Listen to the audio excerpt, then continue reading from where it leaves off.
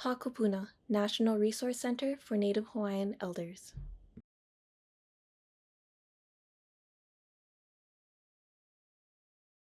I guess I would address this for like why it's important, especially for the work that we do at the university. So we are at the University of Hawaii. We are in Hawaii, and so then any work that we're doing through this university, should be serving Hawaii. And so you can't get more Hawaii than the language itself. As Ngugi wa Thiong'o tells us, too, language is a carrier of our culture, and so that any within our language. It carries our thoughts, our perspectives, everything we are very thankful and lucky to have such a large collection of printed materials that our kupuna, our ele makule, our luahine have kept for hundreds of years now, and to be able to access that, not everybody has that. And so for trying to do any kind of work that's understanding people, and we really want to get a historical perspective on that over a large amount of time, then accessing these Hawaiian language materials is extremely important because this place, Hawaii, the Kingdom of Hawaii, has existed for a very long time, and that was the primary language of the medium of instruction.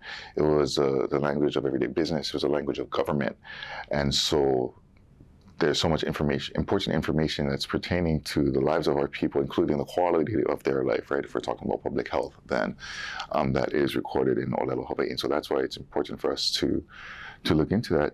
If we're trying to understand how to serve Native Hawaiian elders today, then what are culturally appropriate approaches and methods that we could use today? And maybe we can find examples of that from our elders from before, and then see how that applies, if it applies in different ways, given all the different changes to our society. Not everyone speaks the language anymore, even, but a lot of the values have carried on, and so we can at least find connection in that way.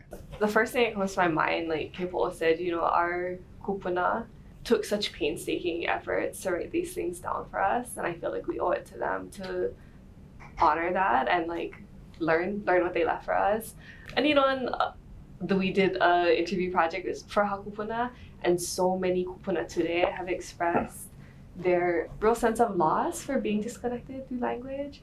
And so that's another thing I want to honor, because we have been fortunate enough to relearn some of our language. So doing the translation work helps to bring that information to them as well. Another reason why I think it's really important is because so much of our culture has been interpreted and marketed to us. And for us to be able to go and see it ourselves, what our kupuna said, I think is really important. It's not that it de-romanticizes, but it complicates in a real way to read lots of different opinions, lots of different voices.